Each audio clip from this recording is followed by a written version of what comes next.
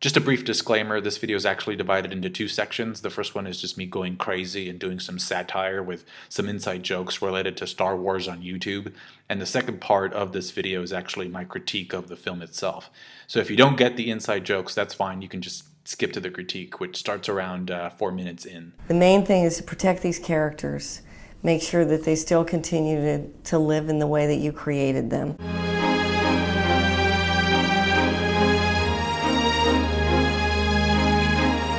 Let me fix this, so you can get a good picture. It's R2. Get it? Because of the movie. I want you to know that I'm wearing this outfit because I'm a completely certified Disney shill. See, now that Disney owns about 40% of the box office, a lot of movie review channels on YouTube, like my own, could not exist without actually withholding our criticisms about Disney movies. It's all about being the top movie influencer. By not being critical about Star Wars, we can guarantee special access to premieres and exclusive content. Disney also promised that if I shilled hard enough for them, they would set me up on a date with Elsa, and I would finally be able to get her number. But let me tell you something, all right? I've been busting my ass as a Star Wars fan for 5 years. Still no number, all right? No call, no nothing. I'm salty.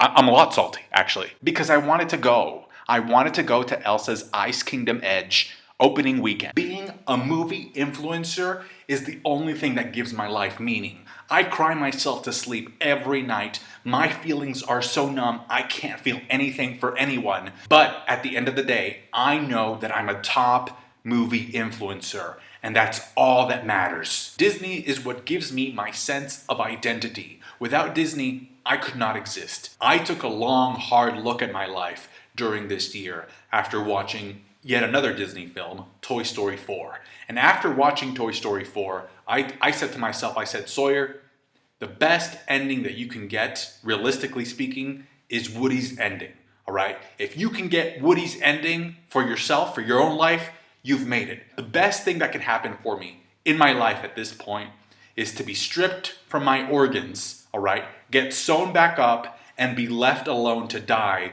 with a sexy shepherd lady. This is why it's so important to me, and us in general, to keep supporting a multi-billion-dollar company until it becomes ruler of the world. And there were some pretty mean articles published a while back about how some Disney employees could barely make a living wage, and about how some of them had to live out of their cars. A cast member from my shift actually passed away in her car. But ultimately, what's at the core and at the bottom of these reports is selfishness. How selfish do you have to be to want to eat more than once in 2 days? Now, as a 47-year-old millennial, I grew up with Star Wars, all right? I grew up with Star Wars. I had the original trilogy on VHS. I watched them all the time. And I also watched the prequel trilogy when those movies were released. General Grievous was one of my favorite characters. I also had this little Wookiee doll that looked like a smiling turd. But most importantly, I also used to collect clone troopers. See, me and the boys go way back. I got all of these during my young adult years when I was 47 years old. That was before Disney acquired the property and completely ruined made everything 10 times better. Anyway, now that I've proven myself to be a true Star Wars fan by being a complete shill, you know that you can trust me and that I'm definitely not lying when I say that The Rise of Skywalker is the best Star Wars movie since The Phantom Menace. Don't you miss those days? Don't you wish that you can go back in time? Back to when Jar Jar Binks was the worst of our problems? This movie has two main problems. The first one is that it spends way too much time trying to course correct a lot of the stuff that the previous two movies that came before it either messed up or got wrong. Rise of Skywalker is an oversaturated apology for the mystery boxes that were introduced back in Force Awakens and that later on The Last Jedi came to nullify. Force Awakens and Last Jedi were written by different people. And because those two visions of what Star Wars should be didn't really click with each other, it's up to The Rise of Skywalker to come in last minute to try and clean this mess up. I'm going to give you a bunch of examples of where this happens in the movie. Since Rey didn't really do a lot of training back in The Last Jedi, you actually have to fit in some of her training in the beginning of this film. Also, because the main cast of Rey, Finn, and Poe were separated during the entirety of The Last Jedi, they didn't really have a lot of time to bond with each other and have character interaction. So instead, you decide to cram all of that character interaction into this movie, which comes across as really forced, especially if you consider the fact that The Last Jedi literally ends with Poe introducing himself to Rey. Literally, one of the last scenes of Last Jedi is, "Hi, I'm Poe. Hi, I'm Rey. How are you? Nice to meet you." Another example, because of that stupid Leia flying in space using the Force scene in The Last Jedi, they had to come up with like some kind of a solution or an explanation as to why that was possible. So in this movie, they make her a Jedi Master. They completely pulled that out of nowhere. It's the same thing with using the Force to heal. The Jedi have been around for centuries, all right? Literally for centuries. And this is the first time that we've ever not even seen, but heard about this ability of like being able to restore organs. And not just that, but also revive people via the Force. You know, I'm so glad that I watched that episode of The Mandalorian where Baby Yoda uses that technique, because otherwise I'd be like, where did this come from? So at least they tried to foreshadow it that way. But still, also because Snoke got one-shotted in the previous movie, the trilogy wrote itself into a corner in the sense that it really didn't have an overarching villain anymore. So what did they do? They brought back Palpatine. How is he back? How did he survive? I don't know. I mean, he does have a line from Revenge of the Sith in the beginning of this movie where he says, "The dark side of the Force is a pathway to many abilities some consider to be unnatural." The problem with that, though, is that in Revenge of the Sith, Palpatine clearly tells Anakin that the only Sith that has been able to cheat death with that power has been one, and that's Plagueis. So I still don't know exactly how he came back. Another thing, in order to justify Rey being as powerful as she is, right, make her a Palpatine. It's in her blood to be that powerful. It's in her blood to shoot lightning. They introduced two plot devices in this movie. One is a wayfinder and the other one is a blade. And it's like, the point of those artifacts existing in the first place is that they lead to the Sith planet, which, according to this movie, Luke was trying to find. And I was like, gee, if Luke was trying to find a Sith planet, that seems like pretty important information, something that he should tell somebody about. But nobody has ever heard about this planet before, which just so happens to be the headquarters of Emperor Palpatine. You want to know why? It's because they made up this entire thing for this movie. The Knights of Ren are pretty much fodder. They don't do anything in this movie. Rey and Kylo Ren share a kiss in this movie, and then Kylo Ren dies, which I don't even have a problem with him disappearing after that. Even though I was under the impression that only like top tier Jedi could do that. Like after they die, they disappear. They become one with the Force. Because the only Jedi that we've seen do that have been like Obi-Wan and Yoda and Luke up until this point. Like even Qui-Gon had to be burned, right? Even Anakin had to be burned. But whatever, Leia died as well in this movie, so let's just say that she took her son away with him. The problem is that by killing Kylo, the film actually ends up killing the character that has the most interesting life ahead of him. Not only does Kylo have actual Skywalker blood in him, which would preserve the lineage, but he also is the only character in this trilogy with a credible redemption arc. Anakin got redeemed in the original trilogy and then he died. So imagine how powerful it would have been if Kylo had been redeemed and was allowed to live on to go and train a new order of Jedi after all of the mistakes he's made.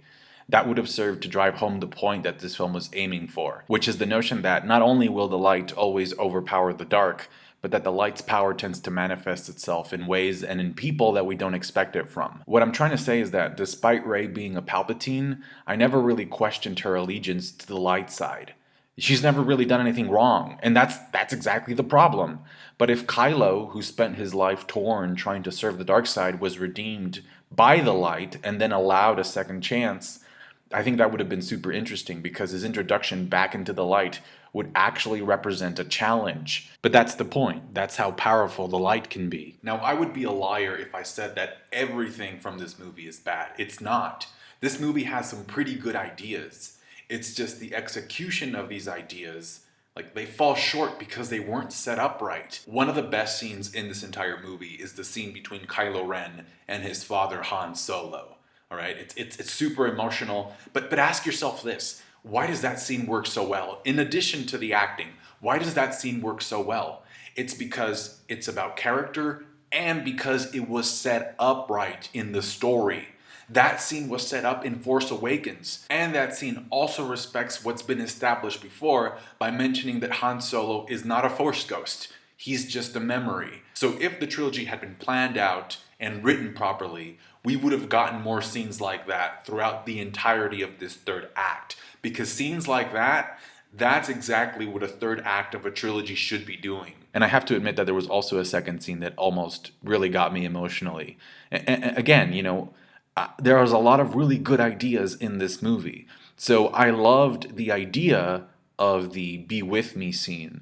And as a fan, I understood that those were the voices of Obi-Wan, Qui-Gon, Yoda, Ahsoka, Luke, and Anakin. But because some of the voices hit you around the same time, I actually felt my brain going into overdrive trying to identify who some of those voices belonged to. In fact, I'm pretty sure I missed a few from the list that I just named. And that's the thing, it's an Easter egg that shouldn't be an Easter egg. So why not just show them? Show them all Legend of Korra style for a short moment. That way we could also have the visual information in addition to the audio. A final curtain call of sorts for all of the previous Jedi. And I've seen a lot of criticism floating around online about how this movie ruins the idea of Anakin being the chosen one, because it was foretold, there was a prophecy about Anakin being the one to bring balance to the Force by defeating the Emperor, which he does in the original trilogy. That's what he does. But because Rey takes down the Emperor in this movie, that actually ends up going against with what Anakin was supposed to represent. And there's a moment during the Be With Me scene where you clearly hear Anakin's voice say something along the lines of, restore the balance to the Force like I did before you, or something like that. And when I heard that, I almost bought it. Like, I was kind of almost cheering for Rey, because I knew that Anakin was kind of giving her his thumbs up, like his seal of approval.